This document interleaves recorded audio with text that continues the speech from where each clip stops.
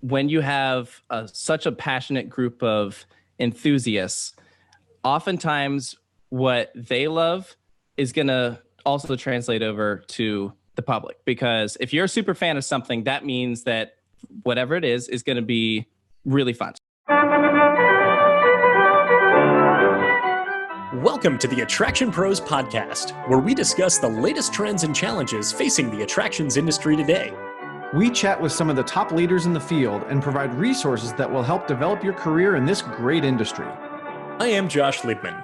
I am obsessed with the guest experience and helping attractions make that their top priority for success. And I'm Matt Heller. I am passionate about organizational effectiveness, leadership development, and employee engagement. Now sit upright, hold on tight, and get ready for the Attraction Pros podcast. Hey, Josh, how are you? Hey, I am No, I'm just kidding. I'm not going to do it. I'm great. How are you? You could say it. You could be fantastic. I am. Good. Super excited. Hey, got a question for you. All right. When you were 23, had you made a full-length documentary about a roller coaster company? So funny you should ask that. No, I absolutely had not. At 23, I was working in a theme park. Which one at that point? At that point, when I turned 23, I was working for Universal. But by the time I turned 24, I was in the process of opening Legoland Florida. Okay. And I think I had like an iPhone 1 or an iPhone 2 or something like that, which had a decent camera roll, better than like previous regular camera phones. Yeah. And it was just full of roller coasters. But I think that does not even compare to having a full documentary about roller coasters. Probably not. But our guest today has, at the young age of 23, he has produced a documentary about RMC that I am sure is going to roll off the tongues of everybody who sees it. That's right. For those who might not be familiar, RMC stands for Rocky Mountain Construction, where for the last 10 years, they have been both refurbishing and building from the ground up steel fabricated roller coasters, often that appear and sometimes kind of feel like you're on a wooden coaster. So their first project was taking over Texas Giant at Six Flags Over Texas near Dallas.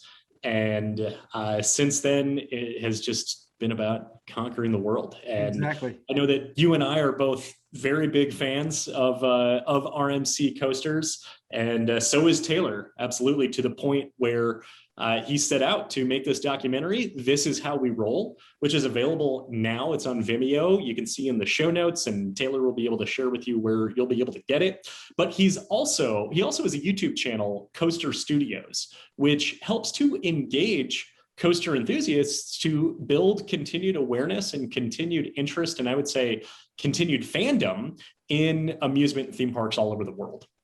Absolutely. And what I think is so fascinating is, Taylor's story is about somebody who loved making movies and taking pictures of things long before he loved roller coasters. And then those two things have sort of combined to create Coaster Studios. And, to hear him tell the story about, well, we were just kind of doing what we loved. And, this kind of happened. And I think you hear that trend a lot with people who are successful in what they do. And maybe it's really a niche area of an industry where they're just doing things because they love it, and it becomes something bigger than maybe they had ever imagined. And so to hear about the process of creating the documentary, but also, as you were saying, how what he does, what Taylor does, what Coaster Studios do, that can actually help parks and help attractions market. It's not just, an enthusiast making a video for his 10 friends. Right. Right. There's a big audience out there of people who love roller coasters and want to find out more, and maybe can't travel to all the different parks, but maybe seeing one of Taylor's videos makes them want to go to that park, or maybe inspires them to save up a little bit of money and travel there. So, they're doing a greater service than just making fan videos.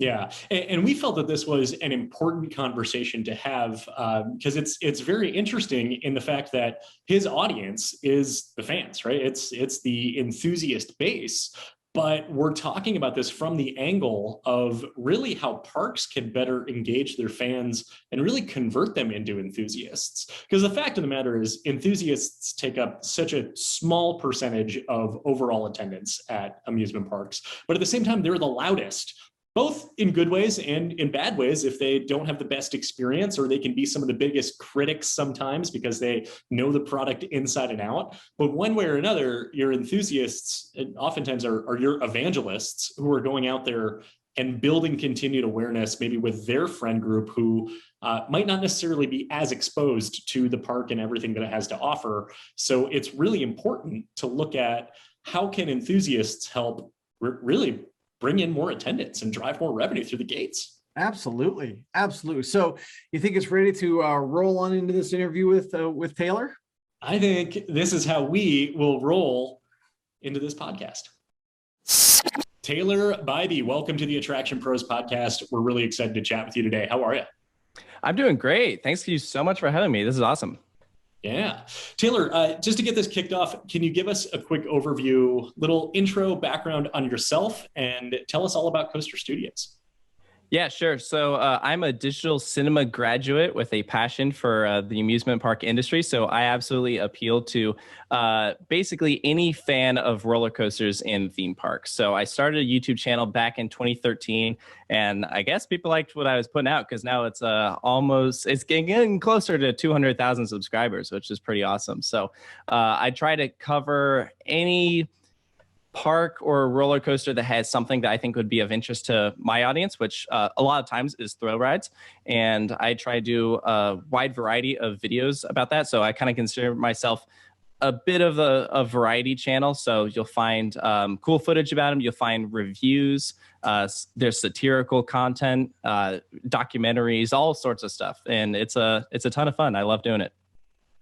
Taylor, where did this come from? Where did the passion for roller coasters and unique theme parks and things come from?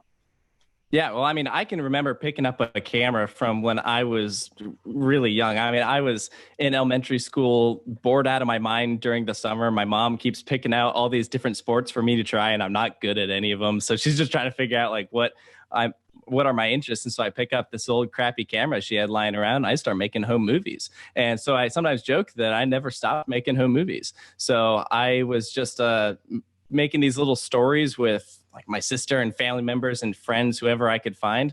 And then I developed a passion for roller coasters upon my first visit to Islands of Adventure. That was when I really like conquered that kind of fear. I think I was always like interested in them. I remember getting this little book at like an elementary school, like Scholastic Book Fair, and it had like these really cool looking rides in there. And there was a ride called Dueling Dragons that looked so cool. It was like two roller coasters going to each other. And I'm like, oh my gosh, that looks awesome. And so I get the opportunity to go to Islands of Adventure. I think I was like in 7th grade, and I was dead set on going there. And I was also a big Harry Potter fan, so I think that definitely helped. And doing that along with Hulk, after that, I was addicted, and I just wanted to go everywhere. And when you're that young, you have to convince your parents to do anything because you're not old enough to drive. And so I'm really grateful that I had an amazing family that was so supportive and took me to places like Hershey Park. I grew up in Virginia, so Kingston and Busch Gardens are close, but after that you start wanting to branch off. And so we went to places like Great Adventure, and now I travel the world with my friends.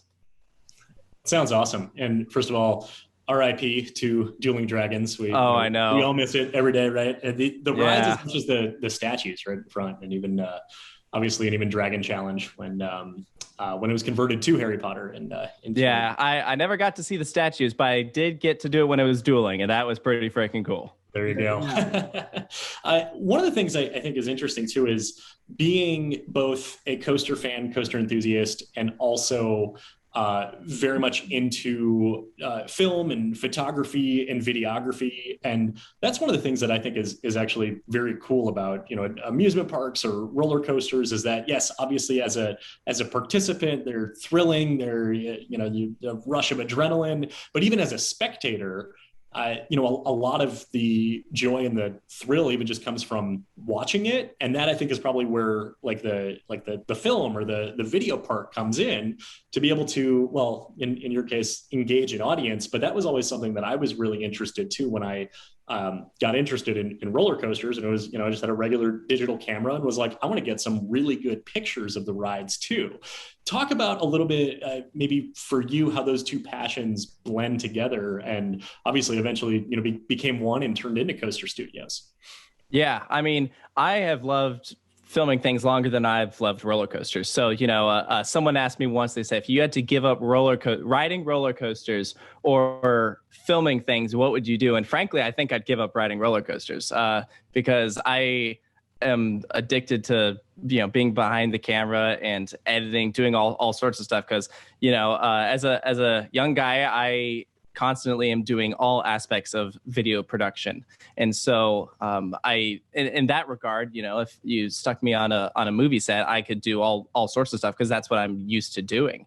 And so when I go to a theme park, I like spending my day, getting all these cool shots and thinking of all that. I don't have to be that guy that just wants to lap a roller coaster over and over and over again. To me, it's more rewarding to go and get all these like really cool shots. And every time I don't bring a camera to a park and the lighting is amazing, I'm just like kicking myself, So to me, I think it is also a way of reliving memories. Like the way that I can look back at the footage I've shot from years ago, it reminds me of all the fun times I have. And so I think also for a lot of the videos I'm making, it's a video diary. It's a way of being able to think back to all those amazing memories that I have. And so I think that's a good portion of why I do it, but also, it's also just fun. And I also really like helping people. And I can definitely see how it has benefited just, fans from all over, which I think is really fun. I love hearing the stories of people that developed that passion for the theme park industry because they started watching Coaster Studios, which is insane to think about. Well, it's insane, but it's also really cool. And I'd love to tap into your story a little bit more. So you started Coaster Studios, filming these things that are really cool. And if somebody were to meet you now or to start following you on Twitter, they'd see you traveling all over. You've got this documentary we're going to talk about. How did you go from that first video and the first bit of the YouTube channel to now over 200,000 subscribers, I think you said, and like you said, traveling around with your friends and riding roller coasters and filming it all? How did that come about? Well, I mean, I know it's so cliche to say, but it is seriously just determination and not giving up. I think that I had all these fun ideas when I was younger, but I didn't know how to properly execute them because let's face it, no one gets it right on the first try. And so I was trying to figure out what are the best ways to go about doing this. And so it was a learning process for me. And so I guess I was probably a freshman in high school when I started things, and I didn't really know what I was doing. I was just having fun. I didn't even know that you could turn YouTube into a career. I was just doing it because I had met a YouTuber and he was like, hey, you guys should go subscribe to Taylor over here. And I'm like, I don't have a YouTube channel. I guess now I should probably go post something to, I feel obligated to. And so I think, but even if that hadn't happened, I think all routes of my life would have led to me putting videos up online. It's just something that with the technology that we have today,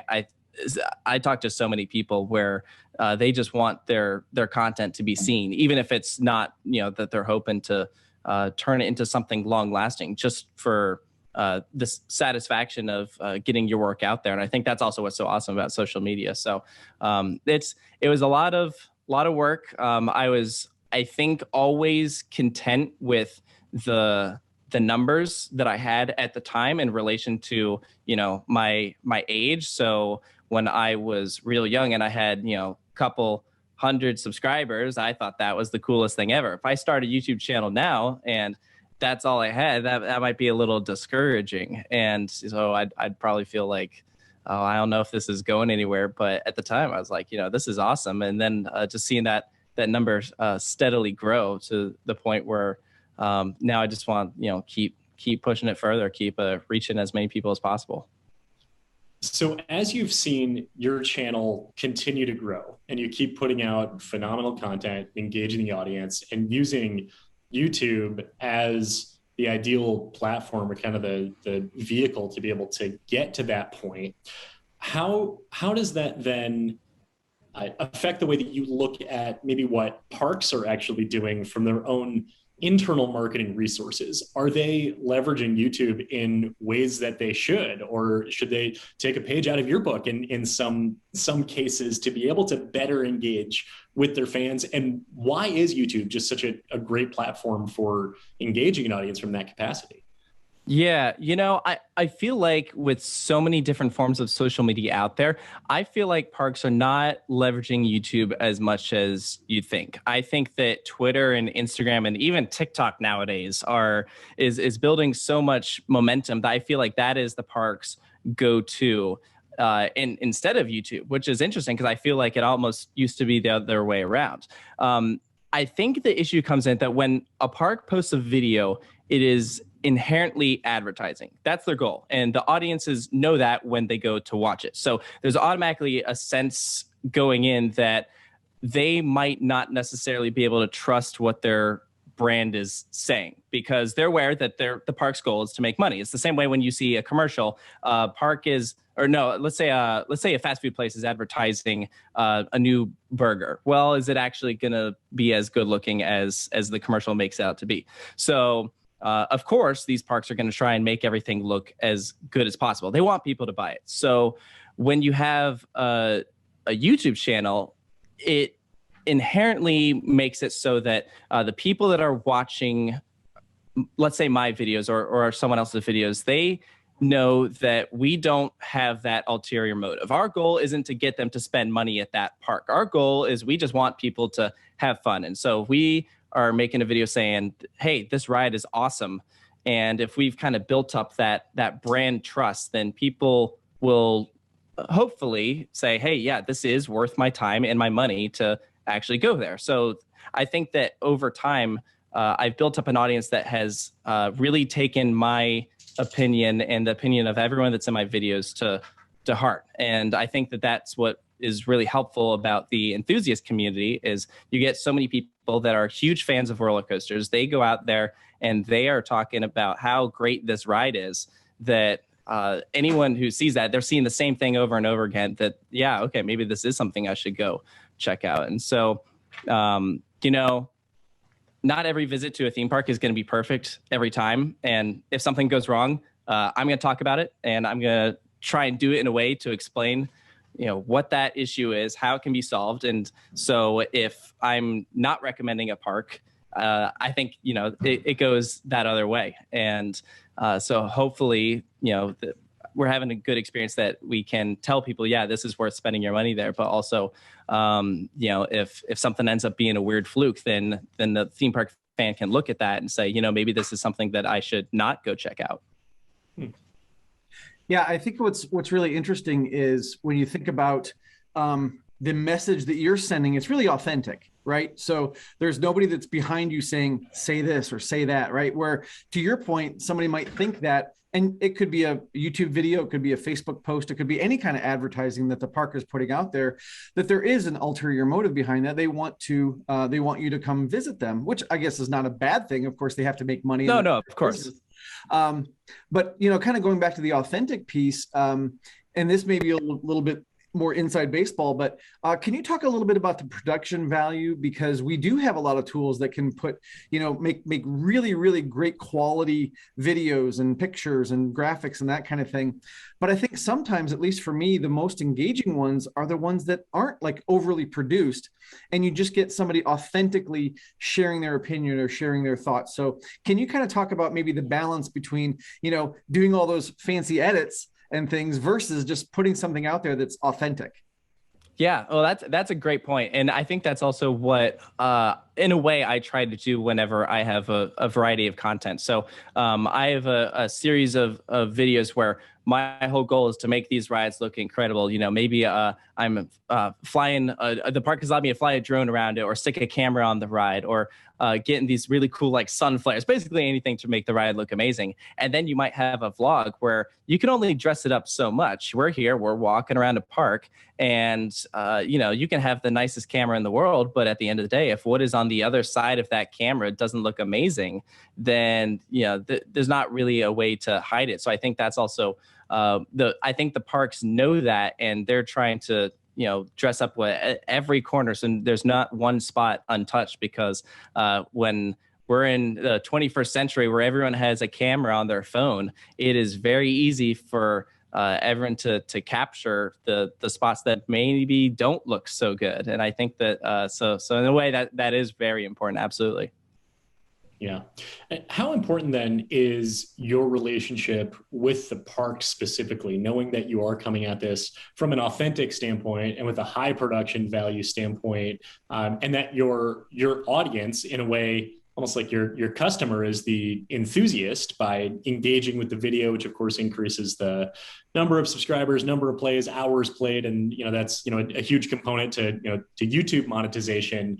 How important is it then to make sure that you've got a positive relationship with the park, so that they are more agreeable to allow you to come in and film or video, even knowing that if you see something that seems a little out of place, you're not going to shy behind that, because you're not working for the park directly, you're working for your audience. Yeah, absolutely. You know, I think that as long as the parks kind of look at it as a way of, they're always trying to improve. And I think most people are completely aware of that, you know, and that kind of goes back to what I was talking about a little earlier, where if a visit is not perfect, I tried to address it in a way that, look, here's the issue, and how can we improve it to make sure that that doesn't happen again. And so I think that that's really important, that every single video is not us just saying like everything is incredible, because if you do that, you almost start to lose that brand trust that you've built up, where if we're saying every single roller coaster is the best thing we've ever done, well, how can everything be the best? That means, you know, when it's actually the best, how do we even know that you're telling the truth?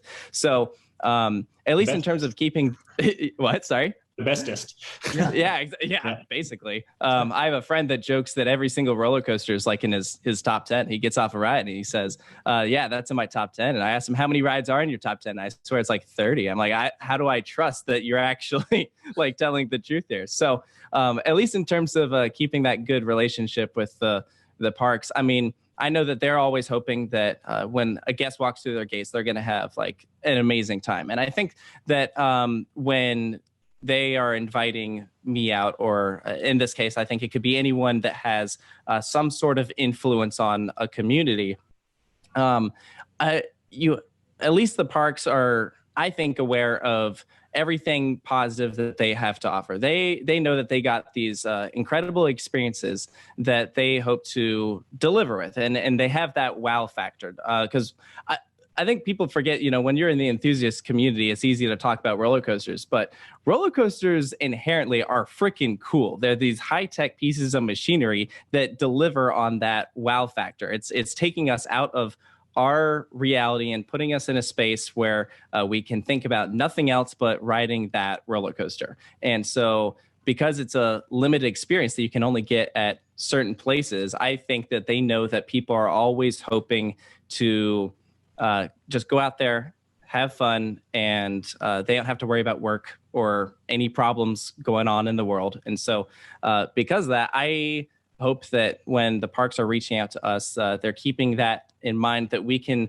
deliver a quality video to showcase, hey, this place is really fun. And if you come here, you're going to be able to get that quality experience. And that's what makes amusement parks so fun, is each one offers something different. So it just makes you want to go to all of them. I definitely want to go to all of them. But Taylor, you just used a word that I wanted to tap into a little bit, and that was influence. Because before we started recording, Josh and I were kind of talking about how you really do influence the enthusiast community. We're talking about potentially influencing other guests that may be outside of that community. So I guess the first part of that question is, do you consider yourself an influencer? I would say so. I don't know if I necessarily keep that in the back of my head every time I'm producing a video, but I think it is absolutely the case. Yes. Okay. And then does that bring with it a certain level of responsibility? And you've kind of talked about it already with credibility, but does it come with a certain responsibility to kind of keep going and keep yourself out there so that you can keep influencing? I think so. It absolutely is something that I feel obligated to. Like, and I think part of me every once in a while thinks about, what if I just like dropped off the face of the earth? What if I just like despair and no one ever heard from me on YouTube again? I think that there's enough people out there that look forward to the content that we're producing that, they'd be like, well, now what do? I have to go find someone else to hear reviews of roller coasters from? Like, so I think there is absolutely a sense of responsibility for it. And I think I always appreciate it whenever the parks see that and they might be able to offer some sort of exclusive experience to help make the content better, to maybe even if it's just for advertising purposes. Like I'll give you an example. This past summer, so 2020, Holiday World reached out where they said, hey, we are going to be doing some tours of the voyage and we want to offer this experience to our guests because we know this is something that is most going to appeal to the coaster enthusiast, because it's, let's say it's $160 some. You got to be a pretty big fan of roller coasters to want to spend just that much to do this cool experience. And so they said, why don't we bring you guys out there? We'll show you what this tour would be like, so you can put something out there to show the roller coaster community how cool this is. And so there was a sense of responsibility where I felt, okay, I got to make this look cool so the park is happy, but also when you have that cool of an experience, that's not a hard thing to do. We were having a blast going backstage, and we're a bunch of roller coaster dorks, and so we're like, oh, we're on Voyage, oh, this is so cool. So I think instances like that are really appreciated because one, it benefits me because I get to do something cool. It benefits the audience because they get to learn about something that if they are going out to Holiday World, they can say, hey, that seems awesome. I absolutely want to do that. And then it helps the park because it brings them in an extra source of revenue. Yeah. So I think this is a really interesting example here. And Holiday World, I feel like, has always been, I would say, one of the leaders in engaging the enthusiast community, I would say, and ultimately has built up and maybe possibly even a stronger fan base. For the majority of parks, and looking at it, from a marketing angle, enthusiasts don't make up that much of attendance. If you look at families who are on vacation, if you look at school groups, the amount of buses that are in the parking lots every single day you go to a park, these aren't always buses full of enthusiasts.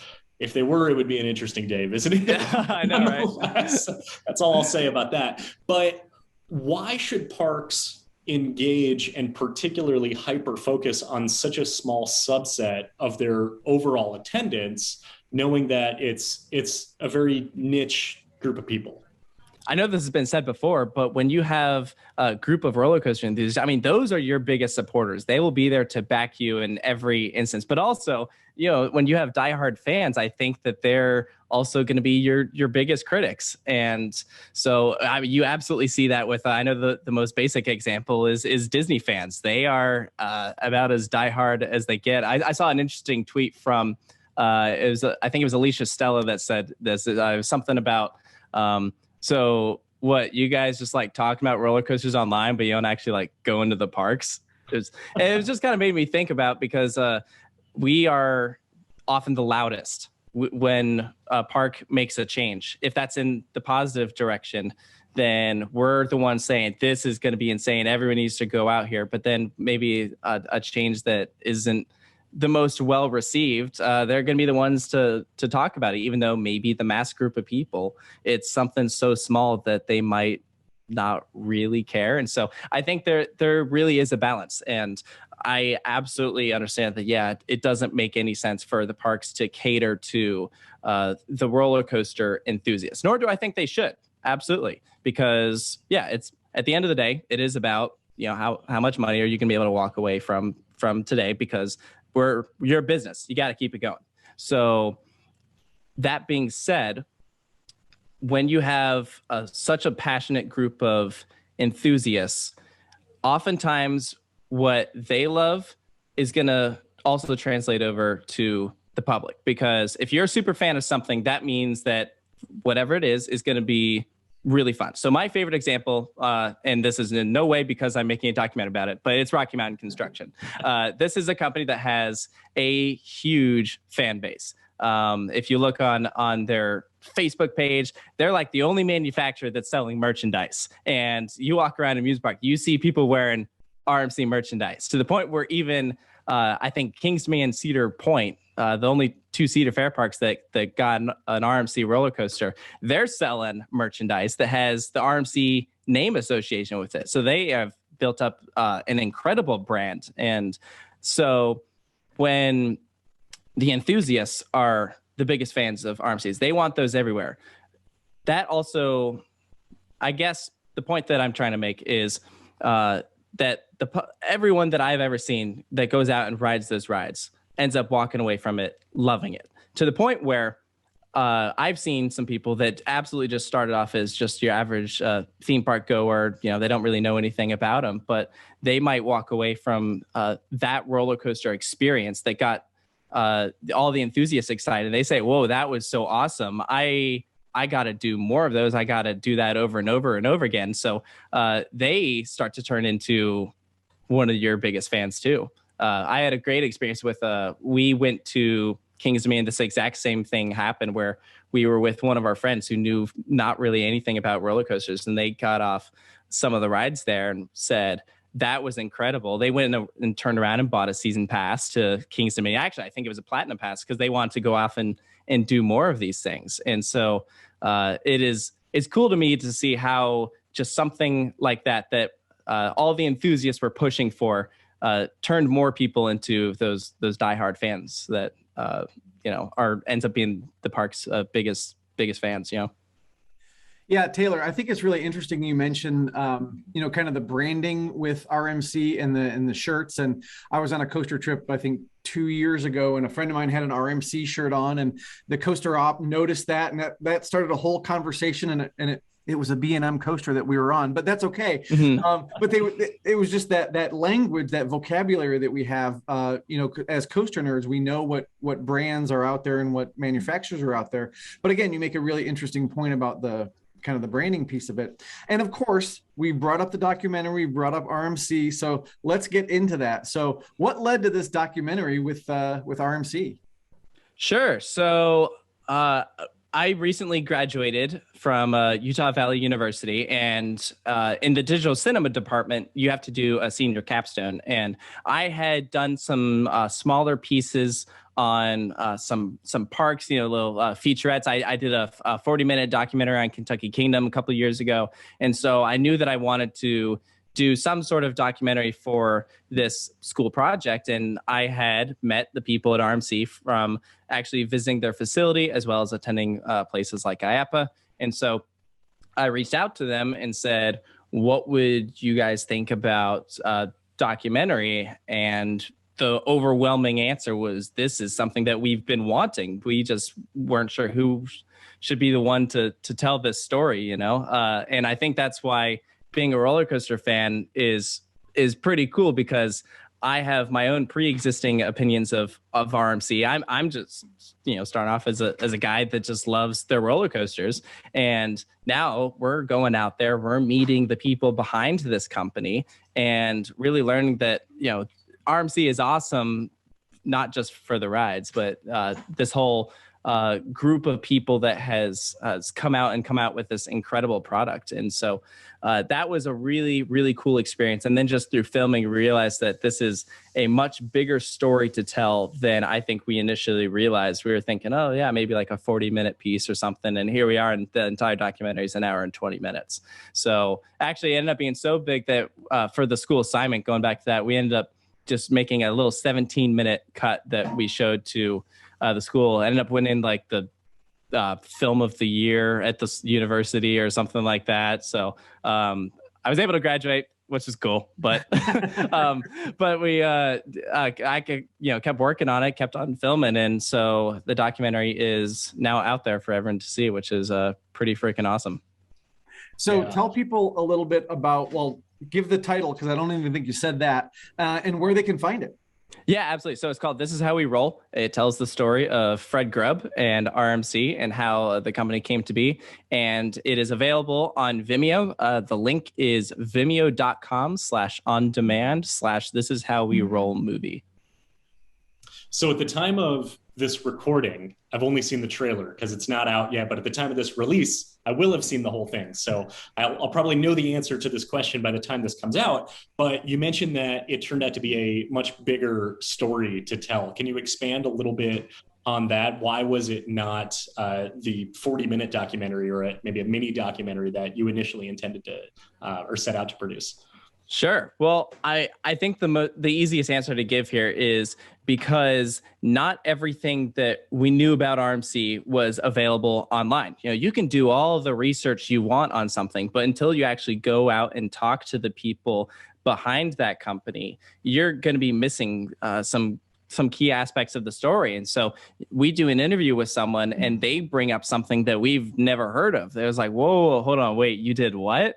And then who does that involve? Okay, now let's go and talk to them and get their side of the story. And that just kept on happening and building to the point where we had so much content that we had to pick and choose what stories here are we gonna tell. And that was cool, just going out around the country, talking to theme park fans, as well as people that were involved in RMC, including just people at the company, as well as people that they work with. And so I think that it was a lot more ambitious than we realized going in, and we were definitely way in over our heads, but that's okay. It's because now I guess it's coming out a little over a year and a half after we initially started.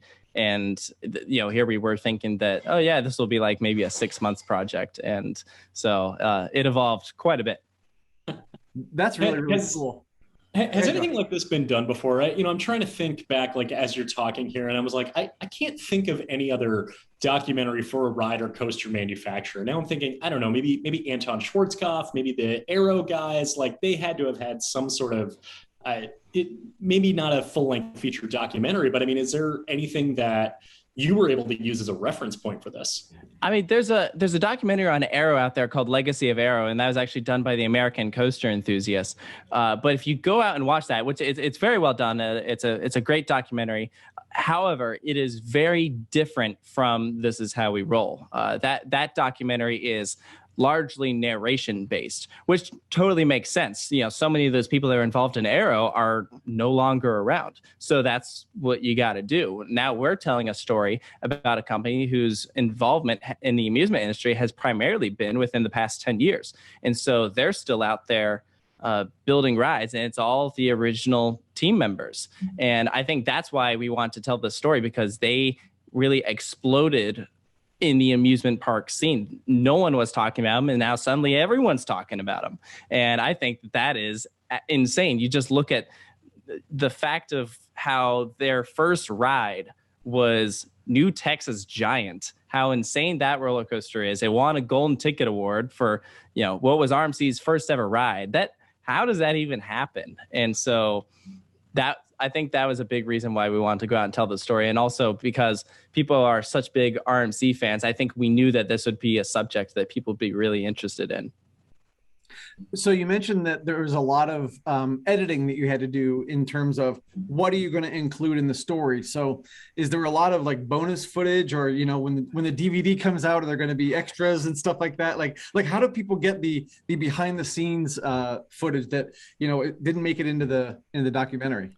Yeah, well, I think the whole behind the scenes footage aspect of it is still to be determined, but there is some bonus content with because there are two options when you go on Vimeo. You can rent it, which gives you access to it in a 24-hour period, or you can go ahead and buy it. You can watch it as many times as you want, and when you do that, you get access to some bonus features. So like one of them is me and my two other crew members sitting in the RMC shop, just sharing stories from filming, which is pretty fun. And then we're also going to do a full commentaries on the documentary, which is fun. But I think there's definitely potential for use of some of these other stories, because there are a lot of crazy ones. There's a whole sequence where it's just going into all of these insane incidences where Fred Grubb almost died. And it's just like one crazy story after another. There were so many that we only included 3 or 4, something like that. So I don't know, like, yeah, there was a lot of crazy stuff. Yeah. That just gets me more and more pumped up to see this. I'm so excited. Bridging this, though, with our earlier conversation and tying into parks, marketing to enthusiasts, and now there's a documentary that is really specifically geared towards enthusiasts. What is your goal for This Is How We Roll? What do you want to see in terms of your audience who are fans of roller coasters, likely Rocky Mountain fans? Is this intended to engage even more interest in Rocky Mountain and therefore roller coasters in general? Get out to your nearest park. Do you want to see more parks implement more Rocky Mountains? I think that's probably an obvious given, but what's your kind of intention for where you want to see this go? Sure. Well, the first thing I'll state is that in no way is this documentary meant to be a commercial. This is something that, yeah, could play at IAAPA as a way of showing off all of the cool things that RMC has done. But the whole idea of this was not to get places to go out and buy more RMC rides. I think the whole idea was just to add another layer to this, give people more of an appreciation for these incredible roller coasters, because people can ride Steel Vengeance as much as they want, but when you learn about how that came to be and the people behind it, I think that you will ride that with greater understanding. And this has happened to me several times since making this project. I can't ride New Texas Giant anymore without thinking about everything that went into that ride. And you also mentioned about how this is really geared towards roller coaster fans, which is true. However, we have really designed the documentary to cater to anyone that has any sort of fascination or interest, just wants to learn more about roller coasters. Because here is the issue that we are really thinking about is we have to make this engaging to people that don't know anything, and how can we capture that interest to draw more people in, because people love going out and riding roller coasters. But how many of those people want to sit on a couch and watch something about a roller coaster instead of going out and riding one? And that was something that we really had to sit down and think about. And so when you watch the documentary, you'll see that roller coasters are really the B storyline. The A storyline is about the people, and you get to know these people and you become attached to them by the end of the documentary.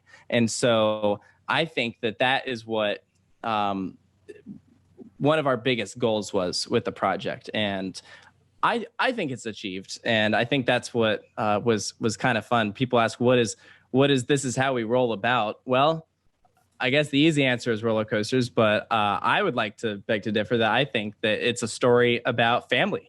And it's a story about determination and perseverance. And I think that is what is going to appeal to the mass majority of people. That's so cool. So as a filmmaker, would you see yourself making more documentaries in the future? Yeah, I enjoy it. So I definitely think that I'll keep on going. And every single time I take on a new project, I learn more and I try to get better. So I learned a ton of stuff making this project. And so, I have no idea what another documentary from Coaster Studios could look like, but I'm sure it'll happen at some point. Yeah, totally. Yeah. So Taylor, we still have a little bit of time left, and we've talked a lot about, I would say, kind of the business aspect of what you do. But at the end of the day, Matt and I are both enthusiasts ourselves. We were before, joining the industry, and occasionally we like to kind of turn the podcast into a little bit of, I would say, enthusiast banter. What would you say is your favorite roller coaster? I don't have any kids, but I feel like that's what's asking who's your favorite kid. I'm like, I don't know. I honestly go back and forth on this so much. I mean, I'm a huge sucker for RMCs, so like Steel Vengeance is an easy answer. But I'm also a big diehard fan of like El Toro and The Voyage. I've been saying my favorite all steel roller coaster, no hybrids or anything, just pure steel, is Edgenica at Fuji Q. I love that one. If you've done X2 but not Edgenica, this is a more refined version of X2. They fixed all of their mistakes, and so I love that one. And there's tons out there. I'm in Orlando right now, so Velocicoaster's down the street, and that thing's pretty incredible too. Yeah. So another kind of enthusiast question: front seat or back seat? Oh, I'm a dedicated backseat rider. Absolutely. Yeah. I love the front. It's the more scenic option, and it's certainly fun to feel the speed there, but everything's more extreme in the back. So yeah, that's where you'll find me most of the time. So you tend to get a little bit more airtime in the back. Are you floater or ejector? Oh, come on, Josh. I'm ejector. Yeah. Give me all the extreme stuff. Yeah, totally. Yeah.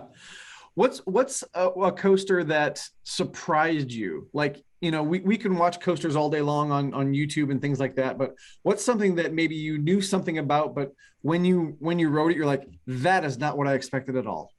Ooh, I would say any roller coaster that I haven't really done any research on. Okay. And so no on-ride videos. I don't really know what to expect. So I can think of a couple indoor roller coasters that I did in Japan, where I had gotten there and I didn't know a thing about them. And there was one that we did where it started off as like a video game, like Guitar Hero, where you're pressing these buttons and then it launches you and it starts spinning and then flips you upside down. And it was like, what the heck is this thing? It's just like fun and weird. I think those are the ones that give me the most, are the ones that just are so bizarre and not mainstream. So this isn't a roller coaster, but I just did Mickey and Minnie's at Hollywood Studios just last week for the first time. And that was another one I hadn't seen like any on-ride video from or anything. And that was a lot of fun too. So I'm a theme park fan. So I do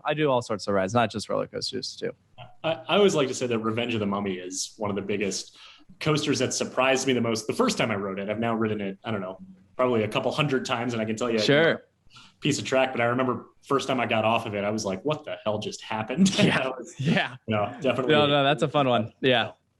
So two-part question for you here. The first is, what is your coaster count?